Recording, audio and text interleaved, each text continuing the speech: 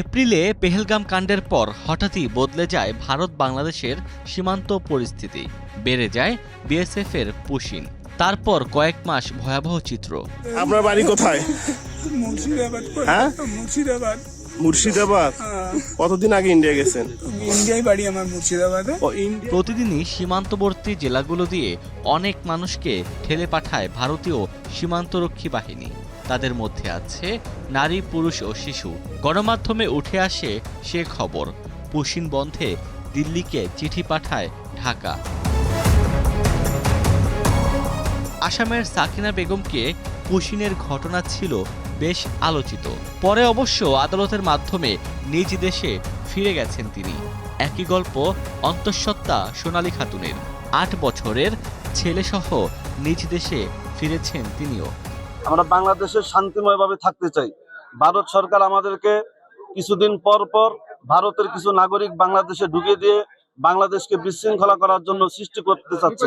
আমার আবেদন, এটা বাংলাদেশে কেন বারবার এরকম গন্ডগোল সৃষ্টি হয়, এটা আমার বিশ্বাস চাই।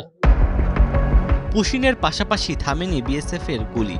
আইন ও সালিশ কেন্দ্রের তথ্য মতে গত 11 মাসে 30 জনের বেশি বাংলাদেশি সীমান্তে নিহত হয়েছেন।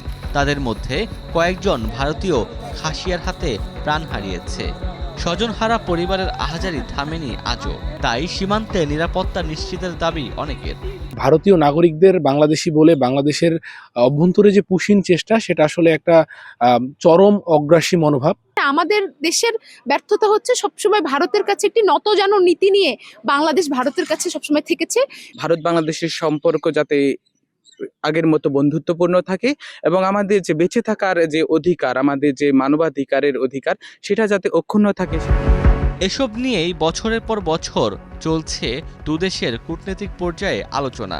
বিজিবি বিএসএফ বৈঠকে সীমান্তে হত্যা ও পুশ ইন শূন্যে নামিয়ে আনার প্রতিশ্রুতি এলেও বাস্তবতা ভিন্ন। দুইটি দেশের জনগণের যেটা ফলপ্রসূ বা ভালো কিছু হয় সেরকম কিছু যেন করে, এবং সেদিকে লক্ষ্য করে রাষ্ট্রীয় ব্যবস্থায় পলিসি সেট করতে হবে। প্রায় 4156 কিলোমিটার দীর্ঘ ভারত বাংলাদেশ সীমান্ত। Omar Faruk, Star news.